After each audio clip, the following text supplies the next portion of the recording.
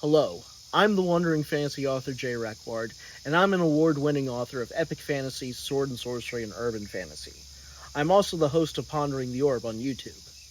Today, I'm joined by Sean CW Korsgaard, the editor of Iron Age Media and Battleborn magazine, to discuss the sword and sorcery genre, the enduring legacy of Howard Andrew Jones, and of course, Battleborn magazine. So please like, subscribe, hit that notification bell, check out all the links below in the description, and let's get started. Here, we're ready to go. With me, of course, is Sean W. Korsgaard of Battleborn magazine. He is the founder, editor in chief. They are also running a Indiegogo campaign right now that kicked off on August 1st. Sean, thank you so much for sitting down with me to discuss Battleborn. Like I just mentioned, your Indiegogo campaign kicked off on August 1st to fund the initial issues of this new magazine. And first, congratulations on how well that has been funding. It looks like you Thank you. guys are definitely going to hit that mark. But let's get to the sword point on this one. Why start a sword and sorcery magazine in 2025? So, first off, I think every member of our scene will agree it's never a bad thing to have more sword and sorcery. Correct. But the other was this magazine was conceived a little over a year ago. My contract was not renewed with Bain Books, part of a round of layoffs at the company. Howard and Goodman Games had just sold Tales of the Magician's Skull, and both of us were kind of left in the lurch. Howard Andrew Jones, that is. Mm-hmm. Now, Howard was at the time still gunning away on Hanavar, very happy with that. But at the same time, Tales was his baby. He was very proud of what he built there, and I guess was feeling some sadness that it was out of his hands and whatever vision it would be in the future, it wouldn't be his. Likewise, like all people left in the lurch by the layoff, I was looking for a new direction, a new project, and we got to talking, and eventually, one of the things was things he'd do differently if he was starting the magazine today, things I would do if I were starting a magazine. And I forget who pitched it first, but he's like, oh man, if only I had time for something like this. I was like, well, you know what? I've got a bunch of time now. And Right. Battleborn was conceived at that moment, that sort of heroic tradition that he dedicated his life to. He came up with the name Battleborn. I'll never forget the smile on his face when he pitched that. I came up with the idea of running reprints in the magazine. And the original plan was we are going to launch last fall, sometime after Gen Con. And as everyone's well aware, things took a very different, very tragic course instead. Right. He was diagnosed about 2 weeks from now, 1 year ago, Mm-hmm. and would be dead by January. And like a lot of people, I got hit like a bombshell. It took a long time for me to move forward on this again. But I'm very happy to say that what we have, I mean, I've got the experience of having worked with Bain Books. Howard shared a lot of wisdom. Seth Lindbergh, the former Skull intern, I just Mm-hmm. offered assistant editorship. The publishers I'm working with, Iron Age Media, put out 4 issues of an indie magazine in 1 year. So they've got the track record. And for Mm-hmm. those of you who want to preview yourself, one of those stretch goals we're adding is so you can get those issues digitally and see just how sharp these magazines will be Oh, and get that's acquainted great. with some of the indie authors we're working with as well. But the other is that again, Howard and I conceived this together, and a lot of those authors that both of us have worked with, we brought in on this. You'll notice a lot of familiar names just in those first few issues. C.L. Warner, Greg Mell, Robert Rhodes, Stephen Shrewsbury. Nothing but respect for the folks at Tales of the Magician's Skull new ownership, but if they're going to leave the crown in the gutter, I will happily pick it up with my sword. Right. But there is such an incredible wealth of talent, and that's to say nothing of some of the new names we're bringing in. Michael Stackpole coming to us with an original character, Christopher Rocchio with the latest of his Ataman stories. And like you said, we're funding well so far. Knock on wood, we hit some of these stretch goals. My personal goal, I want to get that 22,000 mark so that we have 3 issues next year, 70,000 words of fiction each, 5,000 words of nonfiction, lots of interior black and white art that we love. And I'll give credit where it's due. The community has been wonderful. Old Moon, particularly, gave us a list of all of their black and white artists. A lot of the folks who've worked with Tales and other magazines have come forward and offered connections, experience, and I'm very proud of what we're building. And if we're lucky and we reach all these goals, I can't wait to share some of this with you because these authors, especially, have poured their hearts, their souls into making the kind of blood and thunder, sword and sorcery that makes your hair stand on end and your heart pound like a war drum. And I live for that kind of fiction. That that's awesome.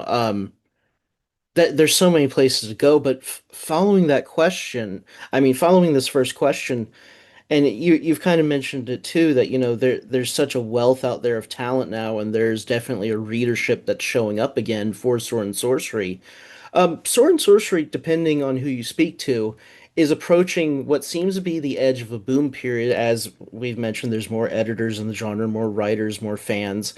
Um, with Battleborn joining the fray of so many great books and magazines that are springing up, what will make stories in Battleborn unique from other great offerings that are out there? If you can dig Excellent into it a question. little bit more.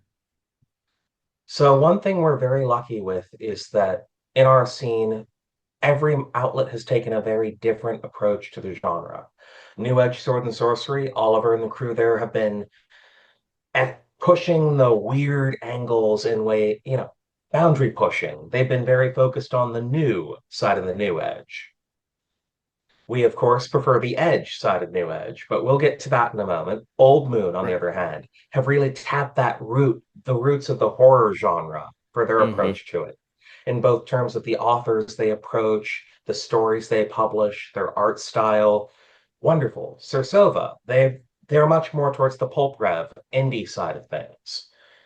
Everybody has their niche, but one of the things Howard and I talked about with Battleborn was there's lots of weird esoteric stuff, but there's nobody really focused on what is one of the beating hearts and souls of Sword and Sorcery, that being action. Mm, Really good, heroic characters and action focused storytelling. mm-hmm. And that is from our motto, from the front lines of fantasy to what we tell all of our authors come back with your shielder on it Right. is our operating motto, what our selling point, our vision. We want every story in Battleborn to leave you on the edge of your seat from start to finish. Make your pulse pound, your heart. We want you thrilled, chilled, scared, excited, laughing, crying, and then aching for the next chapter. And conversely, that character driven part, you'll notice our author list.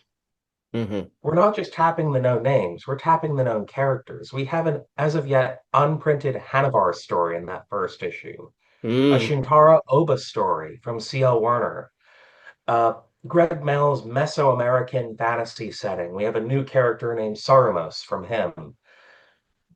The For those of you more familiar with the indie side of things, Skylar Hernstrom, if you're familiar, has mm-hmm. some very interesting stuff cooking up. I won't reveal it yet. It's one of those cards we're keeping close to vest to make sure we make our goals.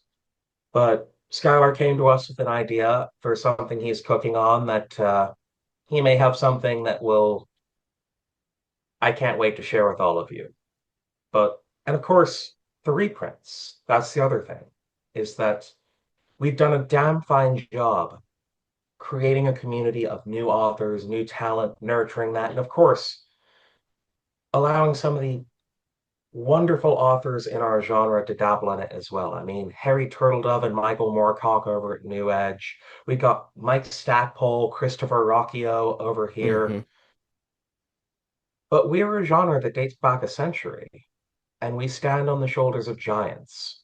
And I want to celebrate that in every issue because I don't know where you started genre fiction for Sword and Sorcery, but I know where I did. It was a used bookstore in Terre Haute, Indiana. My grandmother would give me a $20 bill and tell me buy as many paperbacks as I could. And every time I'd come back with a stack of anything with a sword on it. Elric of Right, Melniboné, Conan, Fafhrd and the Grey Mouser. And I'm a father.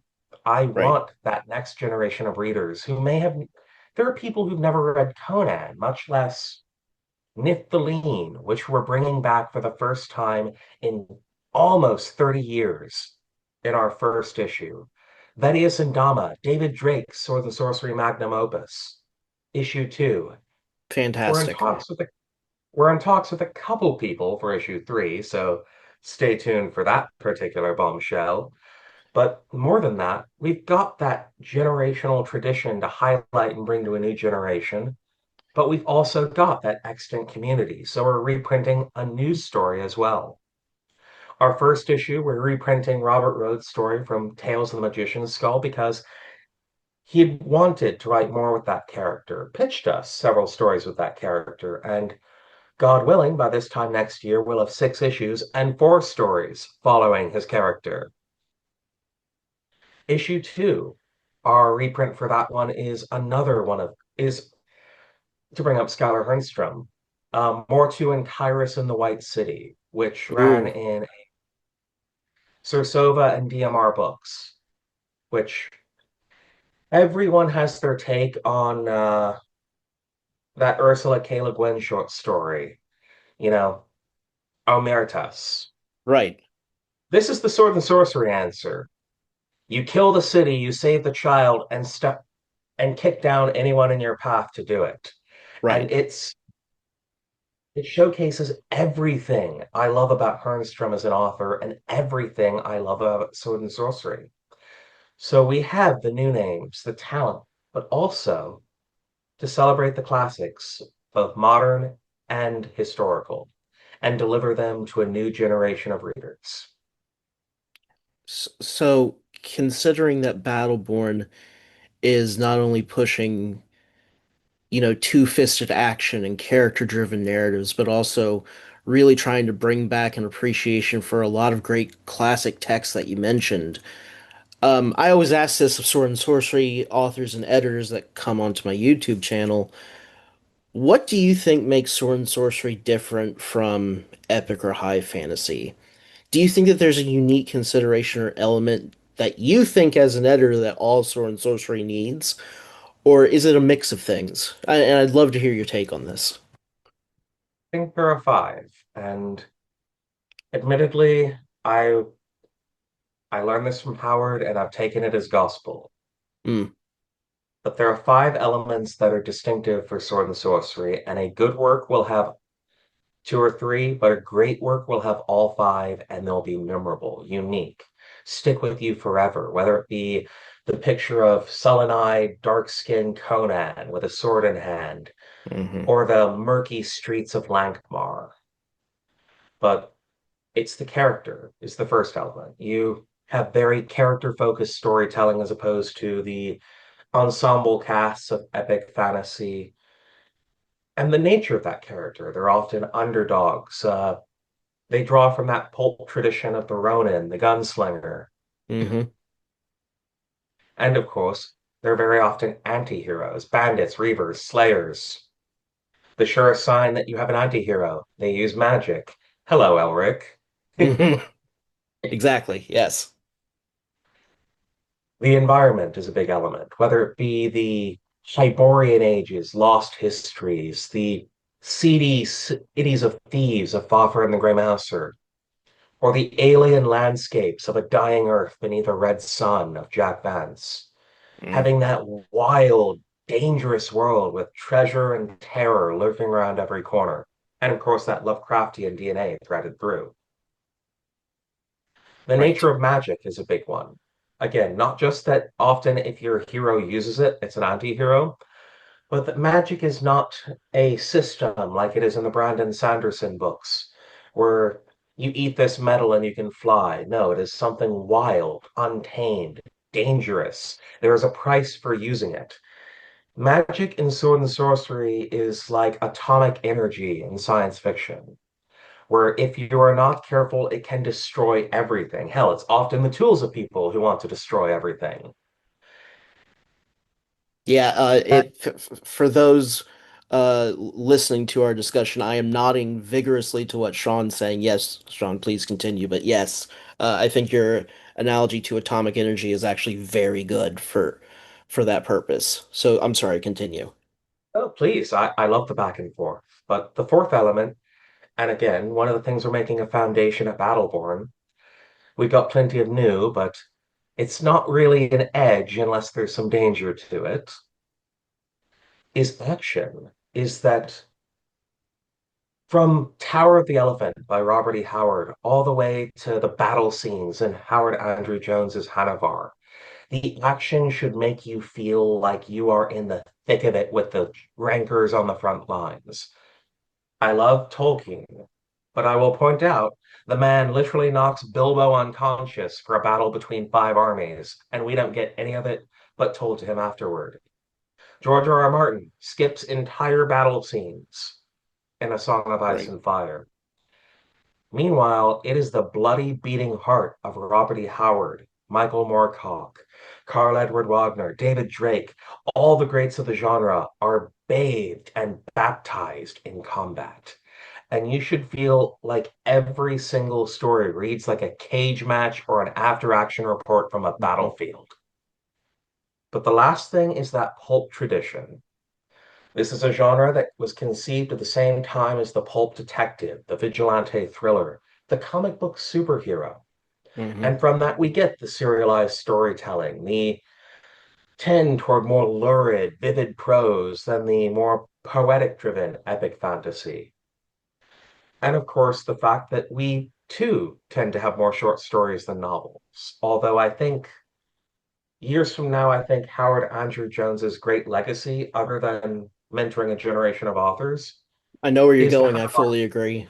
Yeah. is the Hanavar formula, where Hmm. he found a way to link that short story tradition and the modern novel format in a way that lends itself beautifully to audiobook and ebook. Right. The question will be not that Howard did it the best first, but who does it the best second. And I've got some bets on just who that'll be. So, knock on wood, we get to see that over the next couple of years. But you combine those five elements in some combination thereof, and especially if you do it in a way that's unique, tailored to the voice of the author, or especially captures the imaginations of your reader. That is Sword and Sorcery, because you can do three or four, integrate some of those elements into epic fantasy, but every significant work of the genre, from Lord Dunsany to Charles Saunders to Tanith Lee, you can think of everything they wrote in genre and the unique elements and approach to those five details in all of their stories. That Hmm. is the beating heart of Sword and Sorcery. I fully agree. Just to follow up on one of your observations of the genre, I kind of want to stop and talk about maybe action for a moment. You know, you mentioned Sanderson and Martin, and you mentioned other authors who will actually, as you observe, skip over entire battle scenes. While in Sword and Sorcery, there is such an onus and focus on the actual combat itself. Why do you think Sword and Sorcery is so suited for that kind of blood and guts combat and kind of gets skipped over in modern epic fantasy? Because as someone who tries to write epic fantasy and has published epic fantasy, I've tried to include that kind of blood and guts action myself, but I think you're right. I think there's kind of an observation that I think there's kind of a correct observation that if you especially if you look at more traditionally published books today, there really is kind of a I won't say that they don't have action and they don't have combat systems and they don't have martial characters, but there is kind of a glossing over of violence to a certain degree. What do you think happens in that interim between like I guess shifting between the two genres? Why do you think Sword and Sorcery is so suited for that kind of gritty action that you're talking about? I think part of it goes back to the pulp roots of the genre. Hmm. I mean, you read the authors who published in Weird Tales, C.L. Moore, Clark Ashton Smith, Robert E. Howard, and they knew they had to grab your attention from the get-go, from the very opening paragraph to the 5,000 words to grab your attention and make you want to grab the next issue and hunt down for their next story. Right. Epic fantasy, you have that breathing room where you get to spend the first 5 chapters of The Lord of the Rings without even leaving the Shire. Meanwhile, Tower of the Elephant is shorter than I think the first chapter, and you get 5 combat scenes, 3 scenery changes, multiple deaths, an encounter with an alien, a fight with a wizard, a bar fight, and Conan goes through a life-changing perspective shift in how he sees the universe. Yes. You have that, you have a limited amount of space and it forces you to be more efficient with that. But likewise, it's that pulp tradition. We, our genre was not invented by an English professor who wrote the dictionary, or later fine-tooled by a bunch of, and I say this with nothing but love for the generation who made epic fantasy, computer nerds who built massive systems that they love showing off to the world in their work over dozens of books. We came of age where you made your money by turning out fiction fast, bloody, brilliant, and memorable for the pulps. And even today, that tradition is carried on to novel length. I mean, during the dark ages of the 1990s, it's weird to think of that as a blight, but I worked for Main Books. I worked under Tony Weisskopf, and hearing her talk about publishing Sword and Sorcery in the 90s, she gets the look in her eye you typically only see out of men who fought at Fallujah. Right. But you have your David Gemmell, who managed to put out multiple novels in his Dros the Legend series during that dark age, who still managed to keep that action-focused, character-driven fantasy in that format. Larry Correia, very similarly, with his Son of the Black Hmm. Sword series.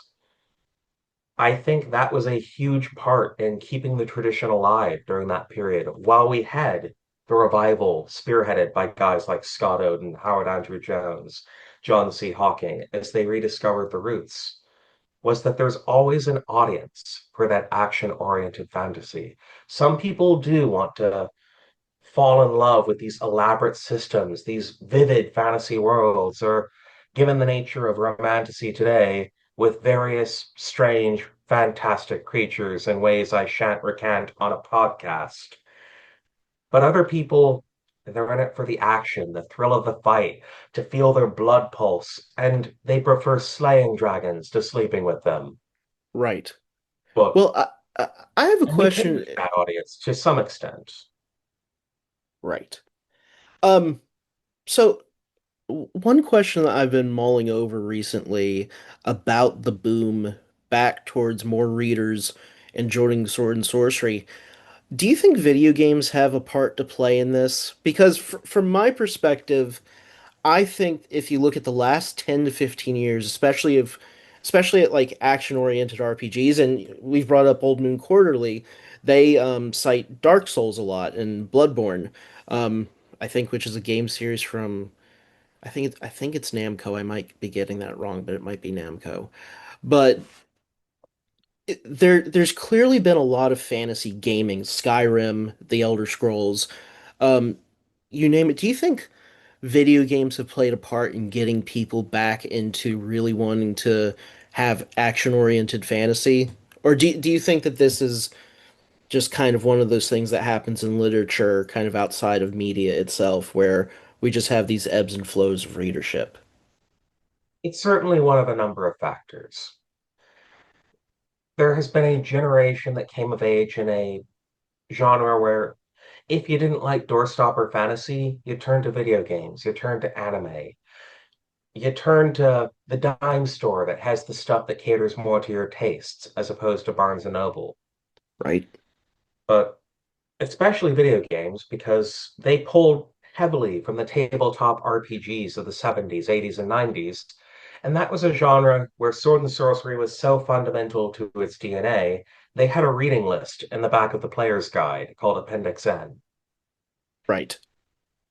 So yeah, I do think to some extent video games are, especially the modern RPG is, if not the child of sword and sorcery fandom, the grandchild of it. And that audience certainly should be something to keep in mind for anyone publishing sword and sorcery. I mean, to say nothing of the fact the lit RPG is a weird subgenre that is emerging increasingly. Right. But more than that, Absolutely. I think the bigger shift is just that epic fantasy has burned out in a tremendous style. I'm not going to name any names, but a couple authors have not published books for the past 15 years. Well, we don't have to name names. I think we obviously know who those are. Um, I mean, yeah, and unfortunately, for better or worse, for a lot, they might have sold books to millions of readers. How many of those millions of readers have been burned off the genre for life because there's a book that's not coming? How many authors get a three-book contract from their publisher, and if it doesn't sell immediately, will never get a chance to continue because the audience has stopped showing up because they expect these series will never be finished. You can very actually true. track sales data over the 2010s and 2020s. The decline in sales of the fantasy genre, especially epic fantasy, are sweeping and dramatic, and we are seeing the aftermath of that to some extent. This is why I think romantasy has sort of risen. A lot of those are standalone books. It's Mm, why indie fantasy, especially, even if it's an ongoing series, they tend more to the where each book stands on its own. But Sword and Sorcery may have been lost the crown to epic fantasy. But this is where we get to take advantage of that, is that yes, we have ongoing series and ongoing characters, but generally the adventures are self-contained. hmm. They lend themselves very well to reading on your phone or a Kindle or listening to an audiobook. And not to toot our own horns, but as a bunch, we tend to be very reliable about turning out our fiction with the rapid reliability of a machine gun. I Right. mean, I part of the reason I love C.L. Warner's Shintaro Oba stories is if you give the man space to throw one, he can churn them out faster than Oba can slay Oni. It's wonderful. All of our authors have that to some extent. You don't need to worry about your favorite sword and sorcery author not turning in a book for 15 years. You give Right. them the audience, they will deliver. And I think fantasy readers have been craving that. Just knowing that there's going to be another adventure, that there's more to explore, that you're not going to leave them in the lurch, that you're going to, and on a small side tangent, that you have heroes. You're not going to have another start die in every single book just for sheer shock value. Your heroes get to do heroic things, or even your anti heroes have a better moral compass than most fantasy protagonists these days. I mean, we've gotten to the point Right. where Elric of Melniboné looks positively radiant compared to many. When Elric has a better moral compass than some Yeah. people in modern fantasy, Yeah. people we live in an age where people need heroes, and sword and sorcery has no shortage of them. Well, I think that's one of the reasons if you look at traditional fa published fantasy right now, they're slowly trying to, and I think part of this is post-Gaiman and just other shenanigans that have taken place over the last 10 years with certain authors. But I've noticed in really the last 6 months, there's been a push again to try to make Bob Salvatore, who one of my favorite authors, awesome dude, um, It really is. I was very but lucky to get to meet him at Gen Con with Howard a couple of years ago. wonderful guy. Absolute gentleman, although I will admit, I did not know he was from Massachusetts, but the first time you hear him talk, you know it. Yeah, yeah, you do. Um, But traditional publishing is suddenly realizing that, hey, this guy sold 15 million books in the US alone. He's a stand-up dude, and he's been writing characters. Dritz is so action-based, and, as you mentioned, those Sword and Sorcery is so self-contained, but I think as you've said, there is such a want and thirst from the readership to have heroes again.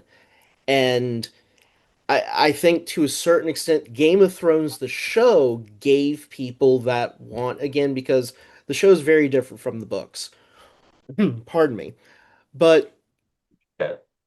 d- do you think that what do you think is going to define this new age of hero in 2025 and going forward versus maybe the ones we missed out on in the 2010s or the early aughts, or as you noted, the dark ages of the 90s? Because we had Druss from Gemmel, but what do you think will mark heroes in an interesting way going forward in this new age of sword and sorcery?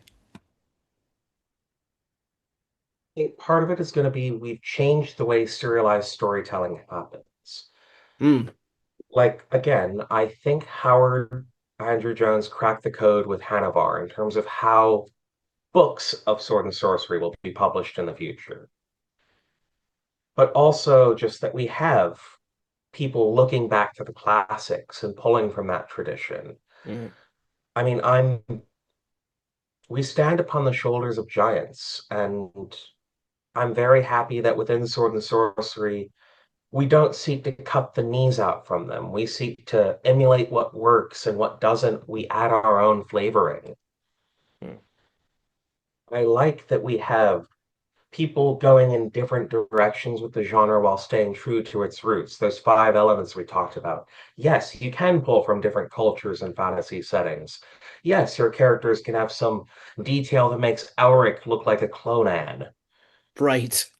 You, but I think to some extent, the most important element is something that's fundamentally basic, is that so much of trad publishing, and especially trad fantasy, has jumped on the hype train of romantasy and YA fantasy, which, despite the moniker, is sold to middle-aged customers, Right. and especially middle-aged female customers. Now, Sword and Sorcery, to be fair, has always had a large female fan base. One of my favorite statistics is that during the golden age of the 1970s, half the readership of those Conan books were women. Hmm. A lot of people miss out on that. And yet, the thing people also miss out on is they bought it with Conan still being Conan. They didn't need to change it up or gussy it up to appeal more to one demographic or the other. You had African Americans, bodybuilders, feminists, housewives, soldiers, Vietnam veterans, all drawn to the same genre because they were drawn to the same things. Hmm. And these days, I think the element we can overlook, kids. We don't Mm. publish a lot of fantasy for teens, young men, or increasingly young women. And I think whoever cracks the code on getting men, young boys, and young girls to pick up books again, Hmm. one, is going to make a mint, and two, will be doing a public service. I've said in a couple other podcasts that for everyone who blasts Sword and Sorcery as some regressive throwback, I challenge them. Who would you rather have young teen boys looking up to? Conan and Elric or Andrew Tate? Yep. Yes. Yeah. That is a perfect framing of it. Yeah, that I haven't heard that argument before, and I have to say that is a great argument. Night and day difference between what it means to be a man in terms of defining those two. Um, so I say that as a young father too. I mean, yeah. I wonder what like I had my used bookstore filled with paperbacks. Hmm. I wonder what's going to happen with my son or my kids walk into a bookstore and the entire fantasy section is dominated by tomes of I say this with nothing but respect to people who love that vibe. Harlequin romance novels with fairies. Right. That Well, there isn't something for the yeah, budding teen reader, or God, even the male reader, increasingly, or women readers who don't want books where they're sleeping with monsters as opposed to beating them up. right. So you touched on something a few minutes ago that I kind of want to circle back to before we continue. You mentioned clonins. I had an interview recently with David C. Smith, and we touched on the idea of cloning characters. Do you think that there's any, and not to say that we want people to go out there and write, um, clone versions of Kane or Fafhrd and the Grey Mouser or Jirio Vajori or any of, we don't necessarily want more clones, but do you think that there are any characters in the Sword and Sorcery pantheon or an example of the sword of or an example of a character in the Sword and Sorcery pantheon that you might want to see more of as you start looking for stories for Battleborn or just stories that you see on the scene? Like, I think it's great that we have different takes on the singular barbarian swordsman fighting evil sorcerers, but for me, I would love to see more anti-heroes, swordsmen, sorcerers, kind of like Carl Edward Wagner's Kane. And I think that there's definitely a place out there and definitely an audience for the kind of coy, sometimes very mischievous humor of Fafhrd and Grey Mouser, despite, the action and the weirdness of it, especially the gods they have to serve. But do you think, or, and I don't think we mentioned it previously, James Ng wrote this wonderful character, Morlock Ambrosius.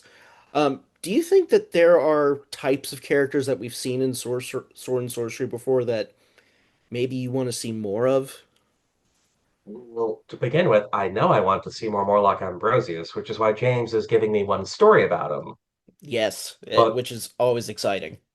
oh yeah, he's one of the best in the genre, and I'm proud to count him among that Battleborn number. But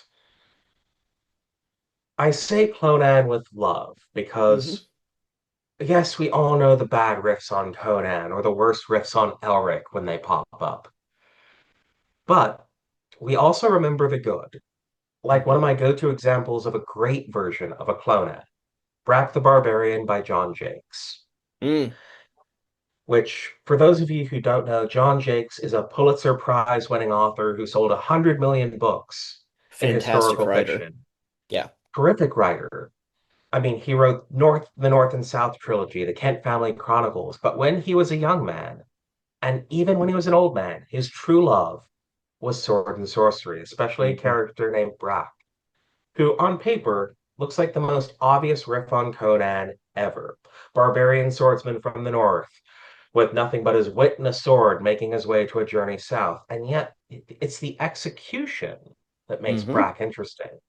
Jake's had a terrific eye for action. Like, you can tell where he pulled from his sword and sorcery roots when he wrote about the Civil War or the American Revolution. His characters get beaten up and keep getting back up. Brack is more cat-like than most of the Clonans. He's a lithe, blonde, rapier wielding hero. And there's the religious element. There is a constant background battle between the forces of evil and the forces of good, viewed through a sort of Gnostic Christian lens that gives it a unique flavor that doesn't appear elsewhere in the genre. You can have a riff on Conan and still do something wildly inventive and unique. So I Mm. do not bemoan people who want to draw from that tradition. I encourage it, in fact. It's just a matter of how you do it. Case in point, heavy metal. You can't talk about sword and sorcery without heavy metal. Have you ever Correct. gotten tired of electric guitar solos? No. No one No. does. You know why? Because when something works, it still works if it's done well. You hit the right notes, you take it some impressive places. I don't care if he is an albino with a cursed sword, or a red-haired, half-wicked barbarian with ill intent, facing men with worse intent. As long as you tell me a story that touches my heart and soul in a way that matters, mission accomplished. Just write a story of something you love and pull from that classical sword and sorcery tradition where you need it. If you hit the landing, that's all that matters. Fantastic answer. So turning from sword and sorcery for a moment, but not leaving it entirely. And you've mentioned him many times in this interview already, but you've always been a strong advocate.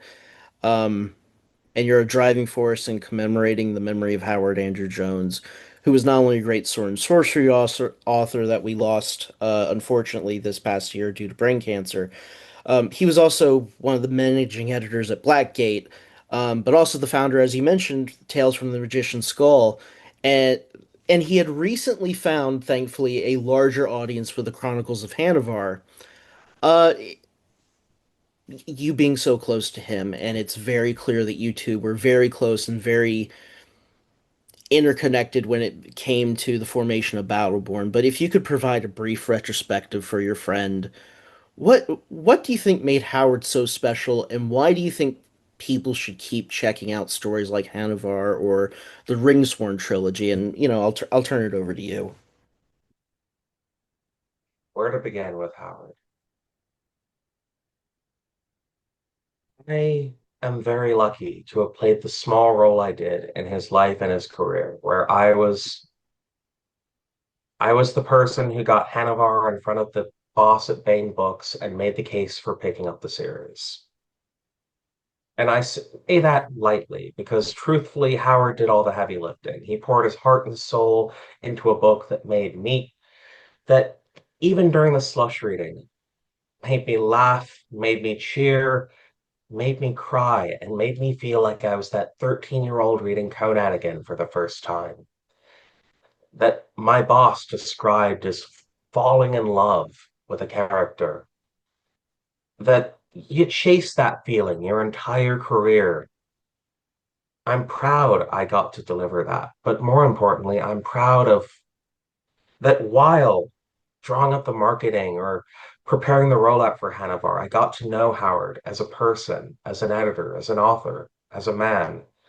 And in every fashion, he was among the most impressive I've ever known. He was a man who everyone who knew him came away with some wisdom and love of something new. And he had a joie de vivre, a joy of life that was utterly infectious. He could recite stories from memory, do a terrible John Lennon impression, recount a passage from an encyclopedia he'd read 10 years ago, and then recommend a taco place in the same conversation. He never touched a drop of alcohol, and he called his family every night when on the road.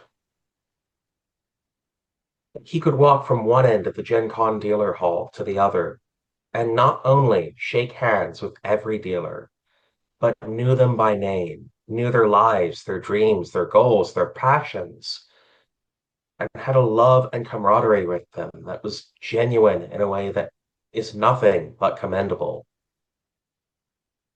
I could work in this field 50 years, and if I can be a fraction of the author, but half the man that Howard was,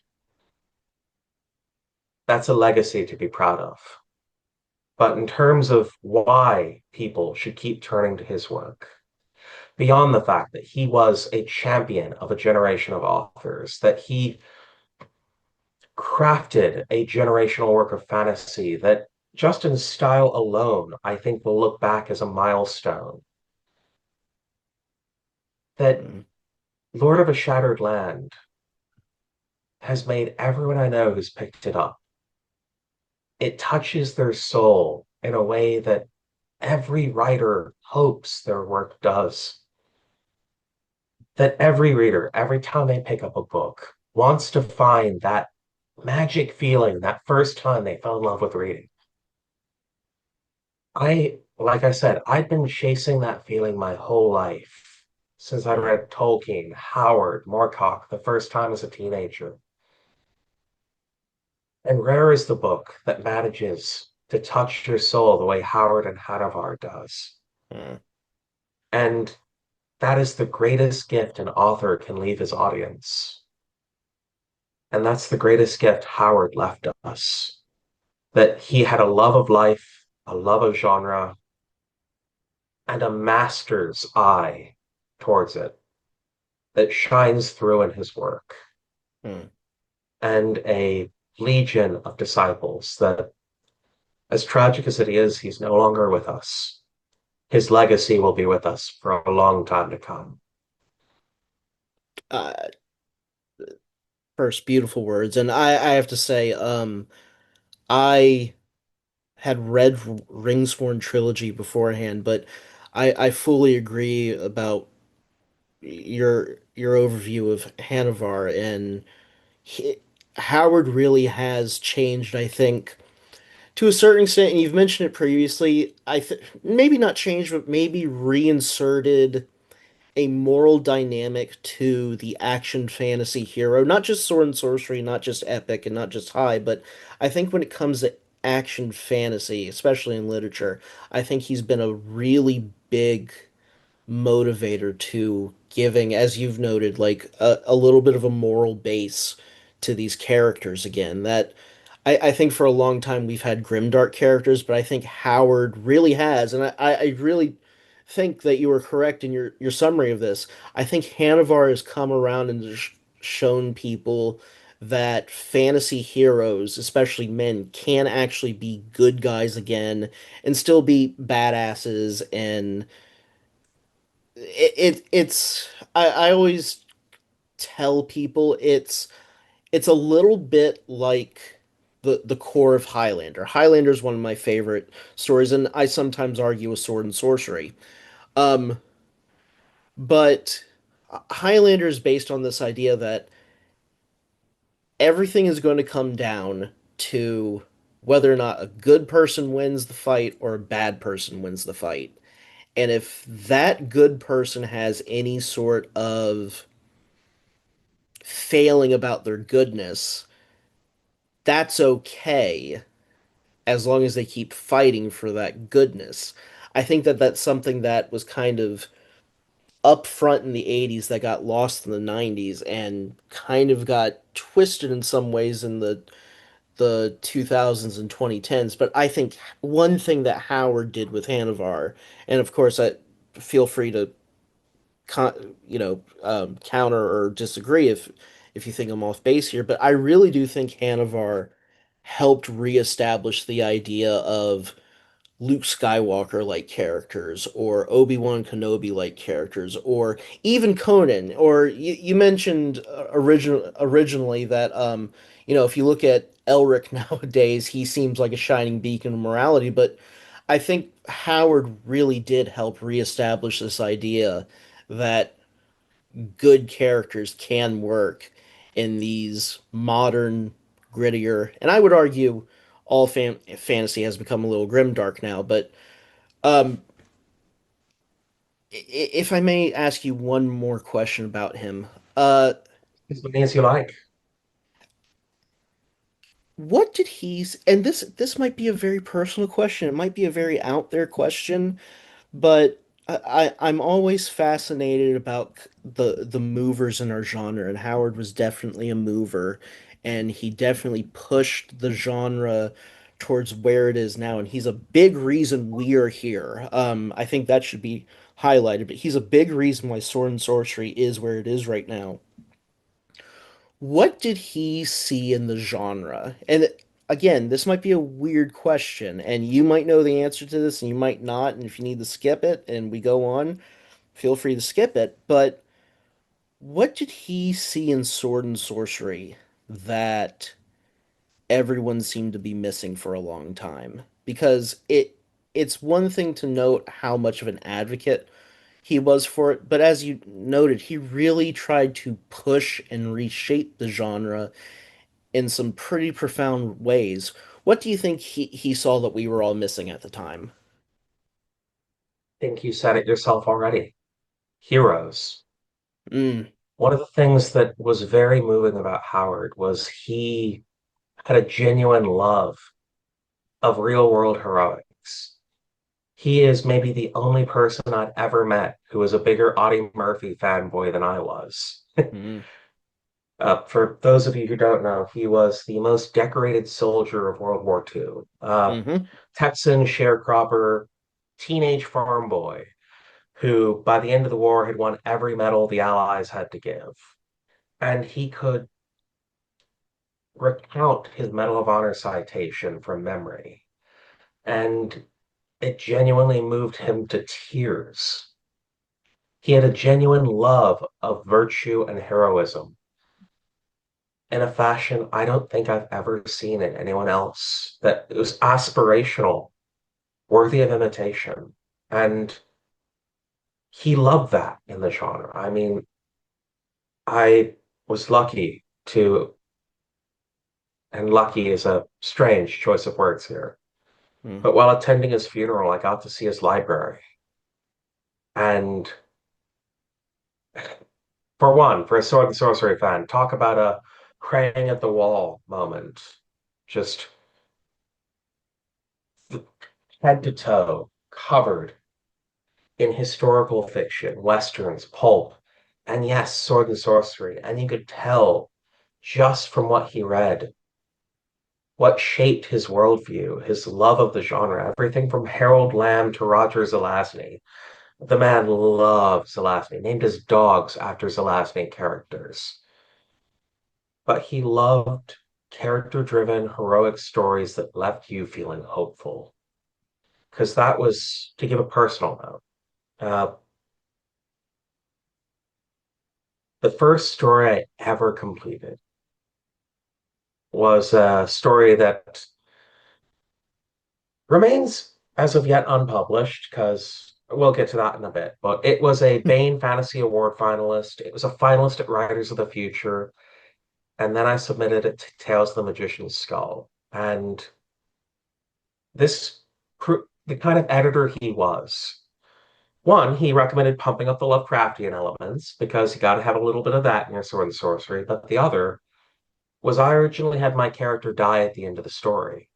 And Mm. instead, he was very insistent to end it on a more optimistic note and managed to change the entire look of the story with 3 lines at the end.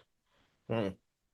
One, to leave it open ended because it's not Sword and Sorcery if you don't leave room for a sequel, but also because that element of hope was important to him. And that acceptance letter to Tales the Magician's Skull. I'm reorganizing my office, but I'm going to be framing that higher than my college degree at the end of it Oh, absolutely. Yeah. because that was Howard to a T. He looked at a story that was bleak and with just a slight touch, not only retained its spirit, but gave it hope, light. That was what Howard was to our genre, that most precious thing, a light in the dark. And that's, I think, what he wanted from this genre, from its heroes. Because, yes, the world is bleak. Bad guys win. War, starvation, cancer. So you turn to books, you turn to Sword and Sorcery to find that hope, that heroism, Mm. that chest-stirring blood and thunder heroics that keeps that fire burning, makes you march that extra mile, helps you face down the foe, save a friend, stick by your friends and your family. That inspiration was that love of heroics, that tradition. Like you said, it's maybe his proudest landmark was that he was a good, kind, and gracious man who made heroics in fantasy part of the DNA of the genre again. Mm. And I think he'd be very, very happy with that as a legacy. The first of many, one hopes. I agree. So, taking us back to Sword and Sorcery, um, there is this constant debate about the proper length of sword and sorcery stories, and you've touched on this before in our conversation, but some think the genre works best in the shorter form up to the novella or the short novel. And then there are those, and I think Howard, we can make the argument that Howard changed this too. But there are those who think Sword and Sorcery works well at any length, including the novel length or the novel length series. Where do you fall on this? So I'm going to thread the needle here and say the key to Sword and Sorcery is it is exactly as long as it needs to be and no further. Yes, there are some authors in the genre, David Gemmell, Larry Correia, Michael Moorcock, even, where the novel is where they do some of their strongest work. Others, there are like Jack Vance, who can invent an entire magic system in 4,000 words. But it's that pulp root to Sword and Sorcery we once again return to, is that there are no wasted words. There is an efficiency to it because you don't want bloat. That's the key, is that Sword and Sorcery can be a short story, it can be a novella, it can be a novel, it can be a series of novels, but it should never feel bloated. It should never feel slow. There should be an efficiency and a brutality to every word. You should retain that spirit throughout. All gas, no brakes, as the Yeah. saying goes. Because the moment you slow down to smell the roses, no matter how lovely the flowers may be, you're losing the tempo, you're losing the rhythm. Mm, It, to use the electric guitar metaphor again, there are rock bands you can do a 20-minute power ballad without losing a beat. And there are others who pound it out in 3 minutes. The key is not to miss the beat, to keep right. that energy flowing, that to make sure that at the intro, the crescendo, the climax, and the ending, you keep the adrenaline flowing and the blood pounding on every page. If you can do Right. that in a short story, wonderful. If you can do that as a novel, incredible. Both are skills worthy of praise, and both are worthy renditions of Sword and Sorcery. Excellent. Sean, thank you so much for this great discussion about Battleborn Magazine, Sword and Sorcery, and of course Howard. What else are you working on right now, and where can we find you? So the first thing is please check out our GoFundMe. We run to the end of September. And while we have some ambitious stretch goals, I hope we meet a few of them because my goal is at least 3 issues next year. Mm-hmm. And after, I will point out, some of them are ambitious, but after a certain point, all of them are just so we can pay our authors and artists more. Mm-hmm. So please help me cover our authors in not just glory, but gold. Toss a coin to that GoFundMe. But assuming all goes well, obviously the plan will be, especially if we hit pledge level for it, a slush period in October to Mm-hmm. fill out the remaining word count. After that's over, get the magazine formatted, 3 issues, because that's the nice thing. The fiction's done for the most part. It's just making sure it looks nice and pretty and is ready for print. Mm-hmm. But once that's done, I have 2 other projects I'm working on. The first, and once Battleborn is in the pipe, tribute anthologies for Howard. The reprint one is lined up. We might have a publisher and just picking dates and making sure the original fiction one is ready to go. Mm. The more ambitious one, and this was another meeting of the minds between Howard and I wanted to do a Sword and Sorcery reprint anthology, and then he told me about this project he'd been working on for years, a Sword and Sorcery textbook introduction, and we sort of melded the two Oh, together. fascinating. Okay. And the concept came together as you essentially take 20 to 25 of the essential stories of the genre, everything from Lord Dunsany to David Drake, pretty much 1890 to 1990, the Mm. classics. Mm-hmm. Take those 20 to 25 stories and you pair each of them with 2 essays, one by an author of note and one by an academic or essayist or editor of note, so Mm-hmm. that readers can understand hey, this author inspired me because of this detail, or this is the historical importance or literary importance of their work. And you would have in one-stop shopping the the overview, the oeuvre of the genre, its history, its difference in prose and approaches, a highlight of not just your holy trinity or Mount Rushmore of Moorcock, Howard, Leiber, and more, but the more obscure ones, the ones that are increasingly hard to find, your Michael Shea, your Charles Saunders, your Tanith Lee. And That you could sounds use it in a amazing. classroom. You could use it for collectors. And for once, Sword and Sorcery fans, when asked, where do you begin? We'd have an answer. You start right here, and then you enjoy the journey it takes you on. Oh, that's fantastic. I hope that comes to fruition. That sounds amazing.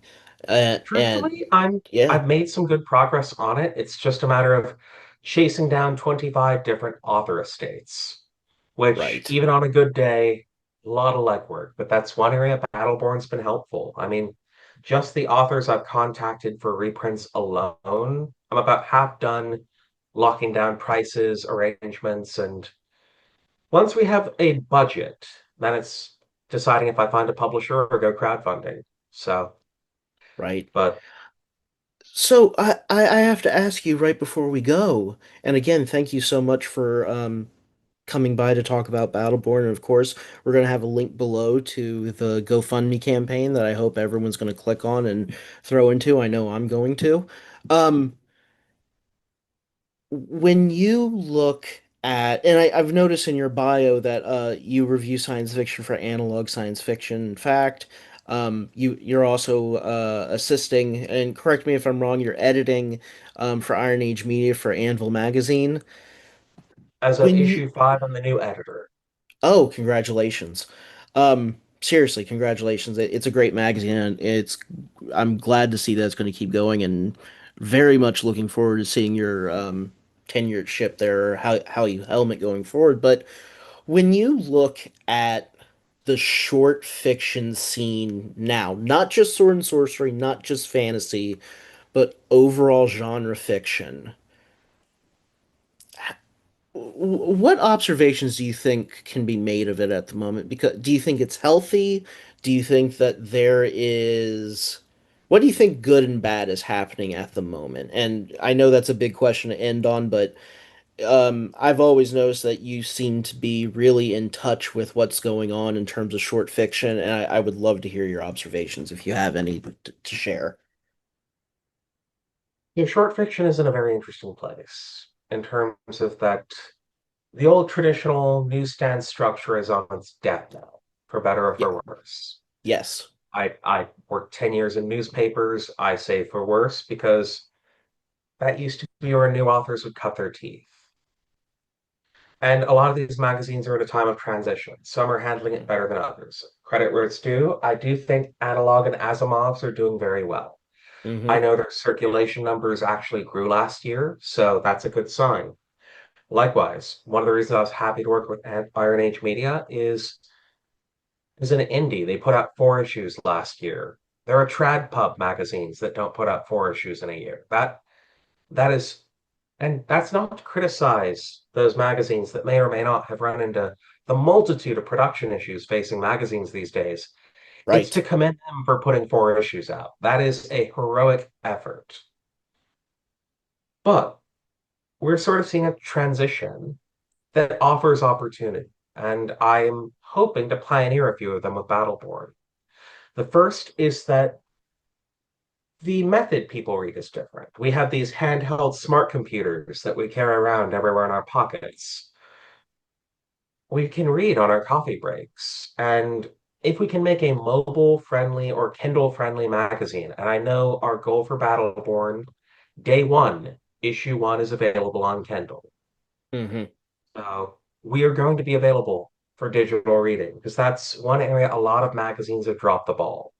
The other, audiobooks. I'm taking a few meetings at DragonCon, hopefully, to see what it will take to get audiobooks of these stories produced, or more ambitiously, merchandise, webcomics, and of course, along the way, profit sharing with the authors and artists because it works better when we all profit. I Right. earnestly and truly believe that one team, one fight. Plus, it keeps me honest. Right. But because the goal is, if we do all this right, we crowdfund to the level we need and we roll out the audiobooks, the merchandise. Next year, Battleborn will be crowdfunding not to keep the lights on for another year, but to expand, explore some of the reprints we'd like to do, uh, some of the more ambitious side projects we're discussing, Hmm. and hopefully offer a guiding light and a path for some of these other sword and sorcery outlets to follow to greater profitability. Because again, one team, one fight. Like people ask me what I want for Battleborn. Yes, I would love to get to the point where we can reliably put out 6 issues a year, having some tie-ins, a good merch line. I Let me issue a challenge right here. Anyone who paints a panel van with our logo and one of our characters, free subscription for life. That's But a great offer. Folks listening at home, that is a great offer. This man understands the culture. I don't just want that for us. I want New Edge Sword Yeah. and Sorcery to thrive alongside us. I want Old Moon. I want Sir Sova. I want DMR Books to keep rolling out those beautiful reprints they do. I want some of the weirder anthology pitches. I want Raconteur Press to keep putting out more anthologies, and not just because Jason M. Waltz is a damn fine editor. Yes, he is. I even want Tales to thrive under its new ownership, because a world with more sword and sorcery is a better world, and one where all of us get to contribute to this genre in our own ways, our own fashions, our own flavors. That's a beautiful one we can all salute. And until that day happens, myself and the authors at Battleborn will keep fighting on the front lines of fantasy to make it happen. But and on that note, Sean, thank you so much for joining me. Hopefully we'll actually meet each other somewhere down the road, but hopefully we'll talk again soon. Thank you so much for joining me tonight. Burn a pleasure. Thank you. Thank you.